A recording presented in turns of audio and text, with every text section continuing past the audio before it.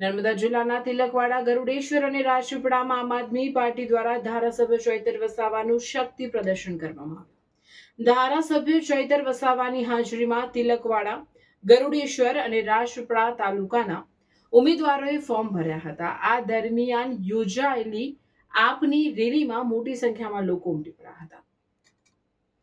ધારાસભ્ય ચૈતર વસાવાએ જણાવ્યું હતું કે હરસિદ્ધિ માતાના આશીર્વાદ લઈને તાલુકા પંચાયત, જિલ્લા પંચાયત અને નગરપાલિકાના ઉમેદવારોના ફોર્મ ભરવા માટે નીકળ્યા।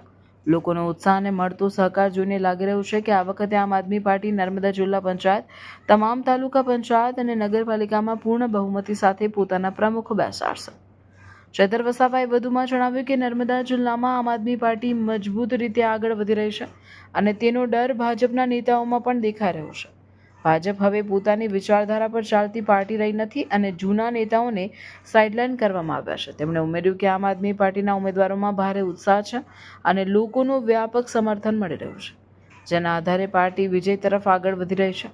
અંતિમ દિવસે પણ ભાજપ દ્વારા ઉમેદવારો જાહેર ન કરાયા હોવાનો ઉલ્લેખ કરતા તેમણે કહ્યું કે આ જ દર્શાવે છે કે ભાજપ આમ આદમી પાર્ટીથી ડરી ગઈ છે। પાર્ટીમાં ટિકિટ વિતરણને લઈને થોડી નારાજગી હોવા છતાં વિચારધારા એક હોવાને કારણે તમામ કાર્યકર્તાઓ સાથે રહી આગળ વધશે। ચૈતર વસાવાએ વધુમાં જણાવ્યું કે તેમની સામે કરવામાં આવેલી કાર્યવાહી છતાં તેઓ ડેડિયાપાડાના લોકોના દિલમાં વસશે અને ત્યાંથી તેમને કોઈ બહાર કાઢી શકશે નહીં। તેમણે વિશ્વાસ વ્યક્ત કર્યો કે ડેડિયાપાડા, સાગબારા સહિતના વિસ્તારોમાં તેમજ સમગ્ર નર્મદા જિલ્લામાં આમ આદમી પાર્ટી બહુમતી સાથે જીતશે અને જિલ્લા પંચાયત, તાલુકા પંચાયત તેમજ નગરપાલિકાના પ્રમુખ પણ આમ આદમી પાર્ટીના જ બનશે। આજે રાજપીપળા હરસિદ્ધિ માતાના આશીર્વાદ લઈને તાલુકા પંચાયત, જિલ્લા પંચાયત અને નગરપાલિકાના ઉમેદવારોના ફોર્મ ભરવા માટે અમે જઈ રહ્યા છીએ। ત્યારે જે પ્રકારે લોકોનો ઉત્સાહ જોઈને લોકો જે પ્રકારે અમને આશીર્વાદ આપી રહ્યા છે, સહકાર આપી રહ્યા છે, એના પરથી લાગી રહ્યું છે કે આ વખતે ચોક્કસ આમ આદમી પાર્ટી નર્મદા જિલ્લા પંચાયત, નર્મદા જિલ્લાની તમામ તાલુકા પંચાયત અને નગરપાલિકામાં પૂર્ણ બહુમત સાથે પોતાના પ્રમુખ બેસાડશે એવો અમને વિશ્વાસ છે।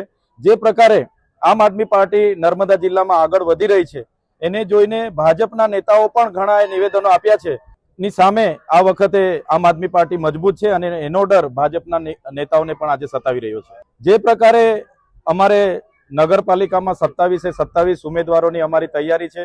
તમામ જિલ્લા પંચાયતો, તમામ તાલુકા પંચાયતોની અમારે ઉમેદવારી ફોર્મો ભરાયેલા છે।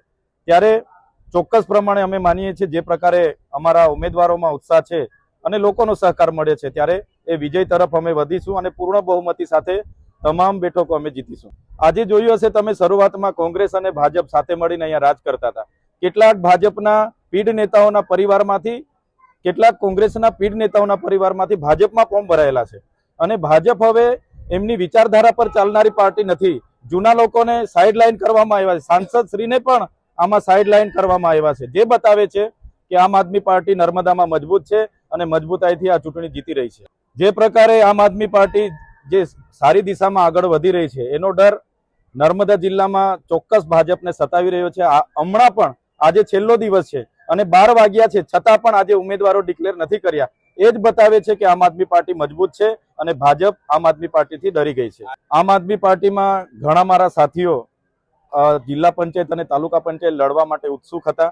અમારી મર્યાદા હતી, અમારી પાસે એક મેન્ડેટ હતો, તો બેમાંથી અમને એક જણને ટિકિટ આપી છે, તો થોડી નારાજગી અમારા આગેવાનોમાં પણ છે, પણ વિચારધારા અમારી એક છે। બધા સાથે રહીને આગળ વધ્યા છે। આવનારા દિવસોમાં એમને પણ મનાવી લઈશું અને સાથે રહીને અમે આગળ વધીશું। ચોક્કસ મંડાળા જિલ્લા પંચાયતમાં જે પ્રકારે ગ્લાસના નામે 307 લગાડીને મને 80 દિવસની જેલવાસ ભોગવવાનો વારો આવ્યો છે, જનતામાં આક્રોશ છે। આજે પણ ડેડિયાપાડામાં મને પ્રવેશબંધી ફરમાવી છે, ત્યારે ભલે મને ડેડિયાપાડાથી બહાર કાઢવામાં આવ્યા છે પણ અમે ડેડિયાપાડાના લોકોના દિલમાં વસીએ છીએ, ત્યાંથી બહાર નહીં કાઢી શકે અને ડેડિયાપાડા, સાગબારા, ચિગદા તાલુકા પંચાયત પૂર્ણ બહુમતીથી અમારી બને છે અને ડેડિયાપાડા વિધાનસભાની 11 જિલ્લા પંચાયત આમ આદમી પાર્ટી જીતે છે। સાથે જ નર્મદા જિલ્લાના તમામ બેઠકો પર આમ આદમી પાર્ટી જીતે છે। જિલ્લા પ્રમુખ પણ આમ આદમી પાર્ટીના હશે અને તમામ તાલુકા પંચાયતો, નગરપાલિકાના પ્રમુખ પણ આમ આદમી પાર્ટીના હશે।